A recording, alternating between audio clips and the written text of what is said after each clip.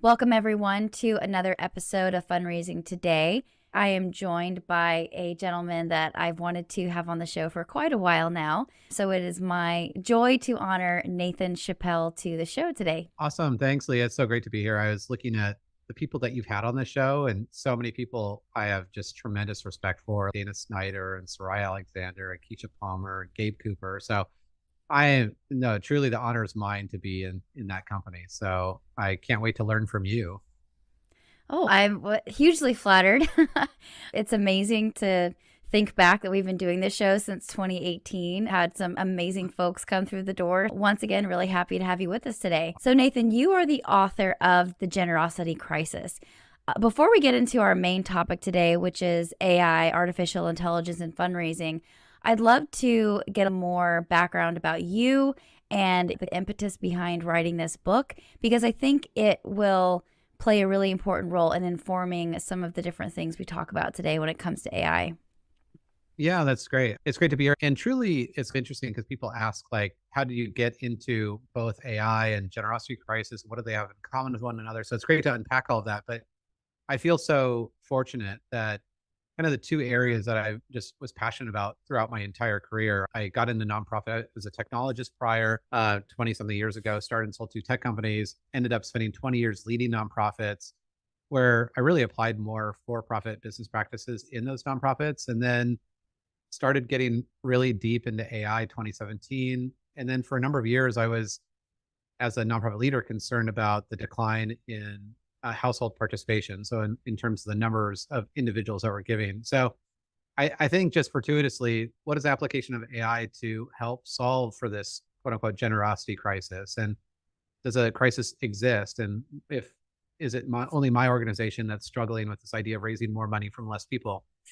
And it's been an amazing 18 months or so since the book came out, just to hear the response and almost in a way creating a safe space to talk about what's not going well in our sector, which I don't think we were very comfortable with doing. And so it's just been a kind of a wild ride since the book came out, and just been incredibly flattered to spend so much time with nonprofit leaders and volunteers and tech leaders around the areas that we can improve upon. And that's really what it's about.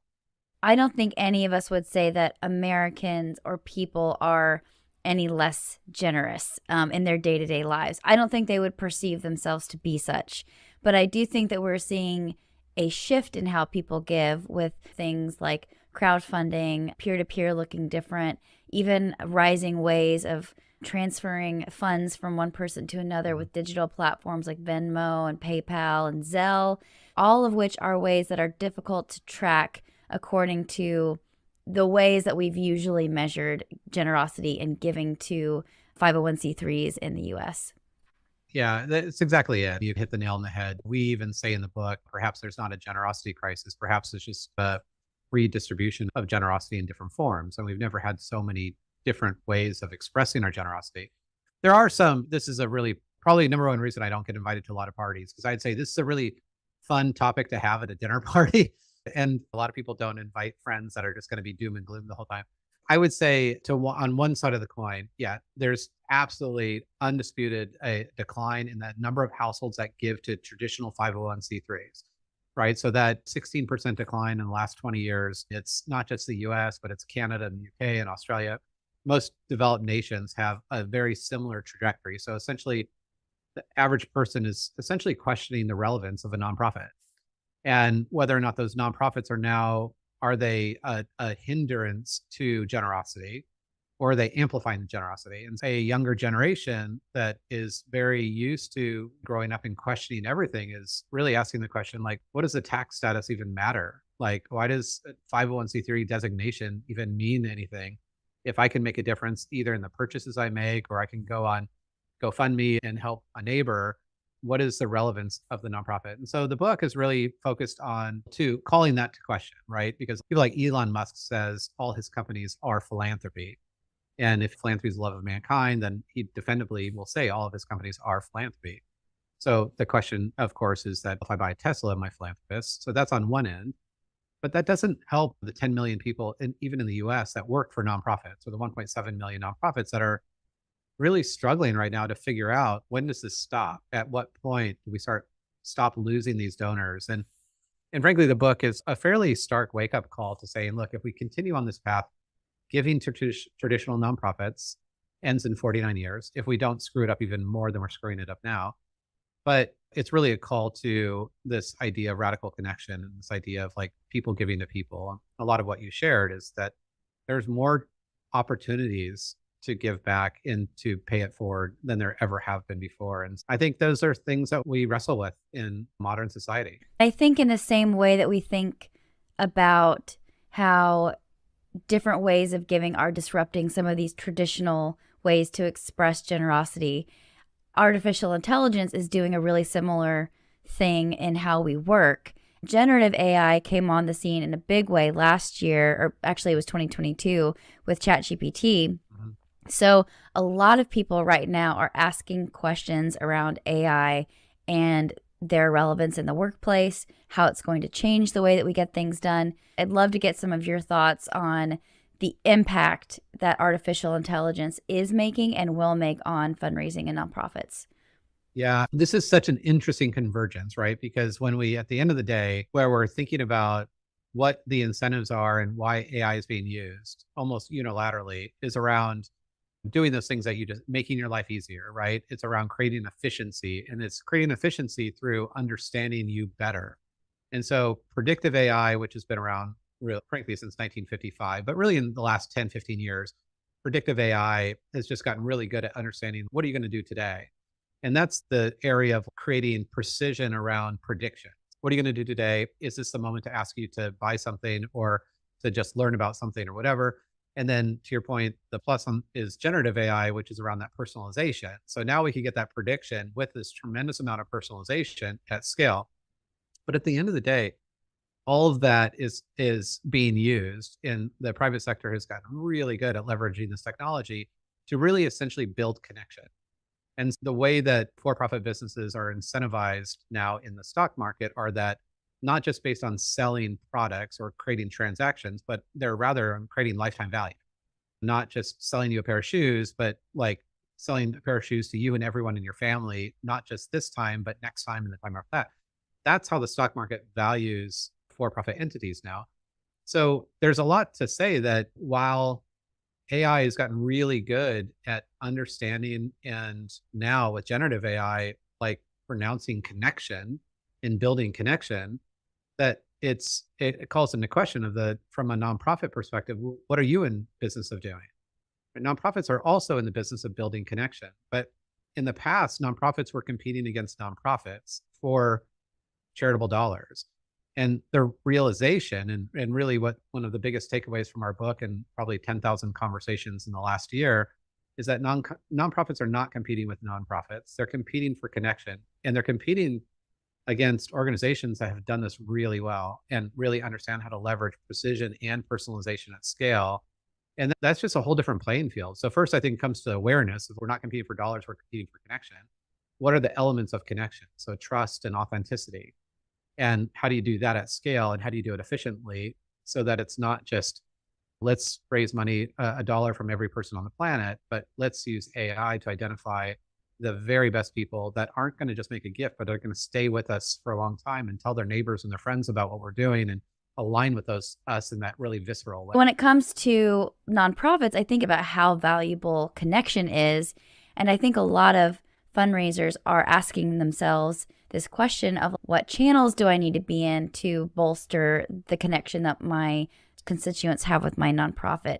How many different segments do I need to have? I think that when it comes to artificial intelligence, people just have so many questions that they feel overwhelmed of where even to begin. Yeah. Yeah. I mean, it's such a good point. And I know there's a lot of AI hype and there's a lot of AI FOMO, and our sector is usually resistant to change and is woefully behind in investing in things like charitable or philanthropic R&D. We just don't do that. We wait till there's other proven ways of doing things and that they're really affordable. And that needs to change, obviously. I think for the first and foremost, the importance of understanding what an algorithm is, and essentially the idea that every algorithm is essentially based on capturing attention, right? Its measure of success is, did it get you to spend to swipe one more time, like in your Instagram feed of looking like it's just overwhelming. And so when your algorithm learns or the Instagram algorithm learns that you're going somewhere very quickly, right? Just based on either if you clicked on something, heaven forbid, if you swiped up past it really quick, or if you paused on it even for a millisecond, algorithm is essentially, and these are not my words, Tristan Harris, who was in The Social Dilemma, talked about this several years ago. Algorithms are essentially a race to the bottom of the brainstem. They're essentially wanting you to just pay attention for one more millisecond. And if you do, it rewards itself by like enhancing its ability to create one more millisecond to the point where the average person scrolls 300 feet on their phone a day at this point, which is astounding to think about. And by next year, the average person in the US will have over 5,000 algorithmic decisions made on their behalf. So 5,000 a day compared to the number of people that you're interacting with is usually on 8 to 10 people, humans a day. So if I'm a fundraiser, I think first and foremost, like understanding like an algorithm is essentially trying to capture your attention. And so an algorithm in the nonprofit space is the same thing. It's trying to essentially capture attention to get through the noise so that it pays attention to you. I think there's a lot of fear around algorithms in the nonprofit space, and fundraisers really are in that idea of, is it going to take my job? And of course, it will never take my job because robots don't understand the art of fundraising. The reality is, like we've seen with ChatGPT has read every book, not just on psychology ever written, but also every book on philanthropic psychology, which there's fewer of. It understands the motivations of giving. So rather than a fundraiser making this like a bioptic decision of it's good or bad, there's really no moving forward successfully without adopting and learning and enabling your ability to be a fundraiser, to leverage the same tools that the private sector is using to capture attention, to use that within your organization. And it's a scary time for a lot of people because that represents a lot of change. But in the AI world, we say that 70% of AI transformation has nothing to do with data or models. It has to do with the people that are using it. And so we talk about human-centric AI, which I kind of subscribe to and I'm not. I feel like AI is it's a tool that we want to learn to serve us more efficiently and really create efficiency and precision around us. But it's something that I don't think many organizations and many fundraisers will have success in the next 2 to 3 years saying, no, that's bad, I'm not going to use it. I think there'll be a great digital divide in the near future of those that have leveraged this tool, that are moving past their peers. They're getting different higher level jobs faster because they're learning how to essentially build that connection faster and better at scale.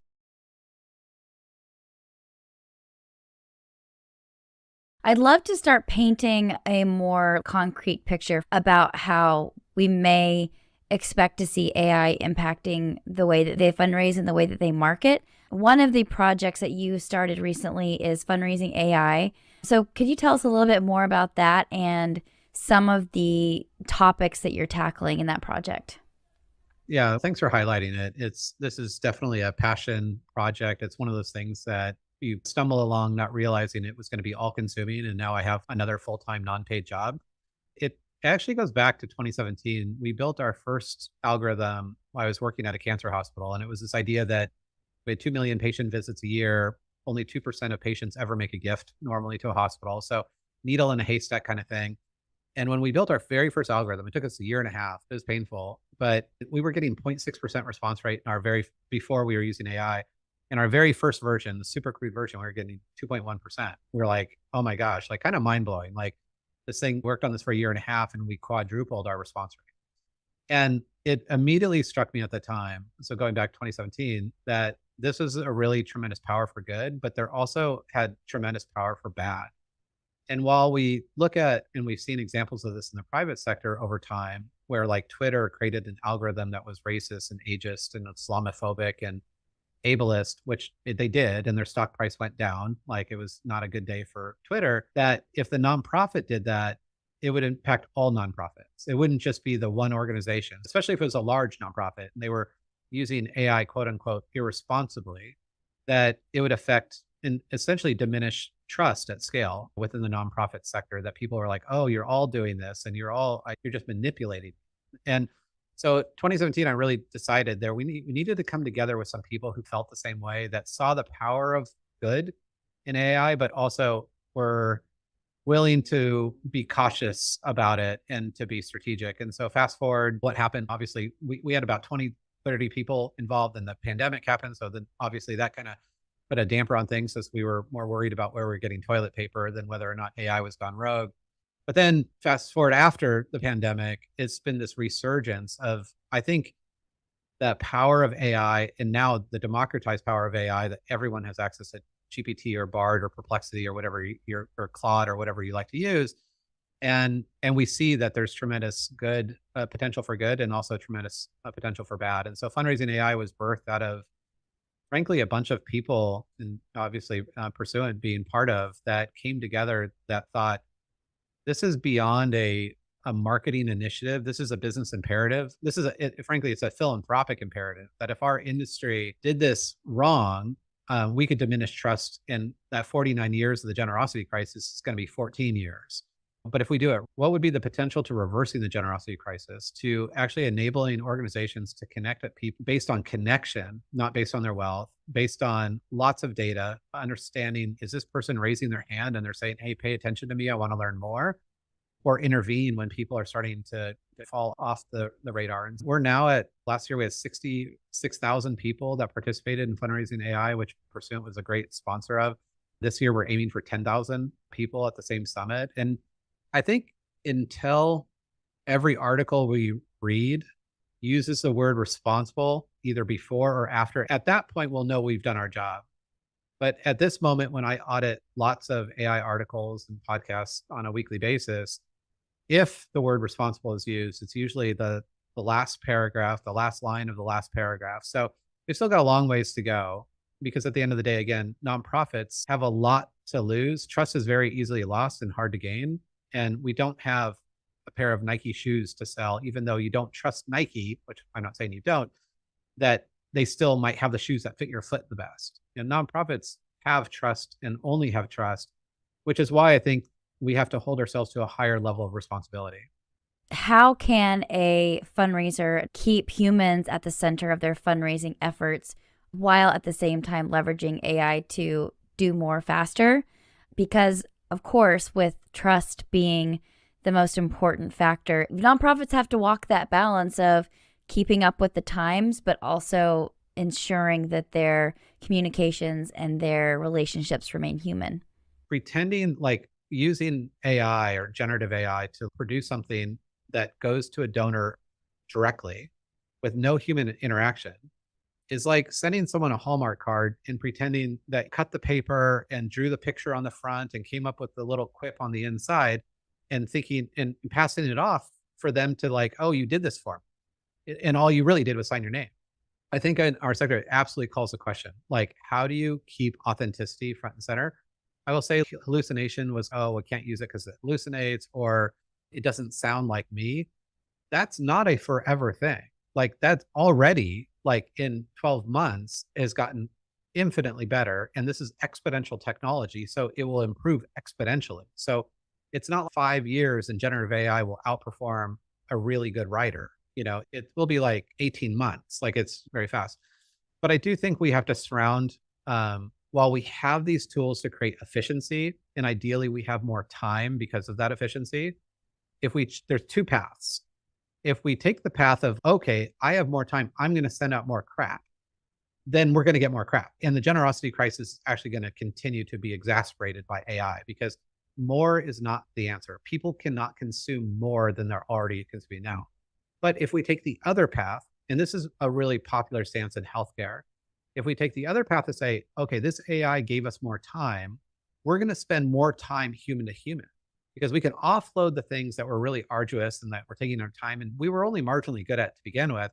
But we're going to take that extra time and spend it one-on-one, or just by, I've got an extra half an hour in the day because of generative AI. I'm going to start my morning by just calling people to say, I'm thinking of you. How are you doing? I just want to leave a voicemail to say, you're on my mind today.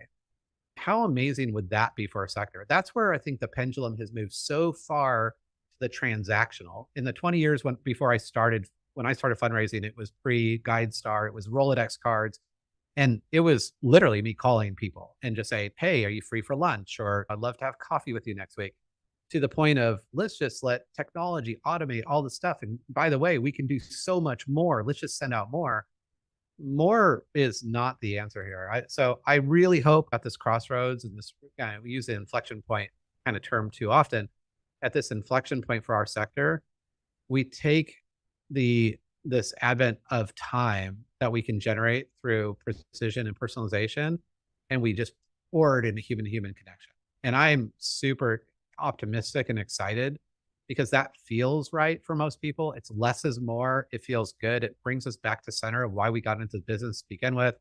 And we're able to just build off that kind of hit of dopamine and serotonin that both we and the donor get by having those types of conversations, bringing back more of that human side of what fundraising is all about.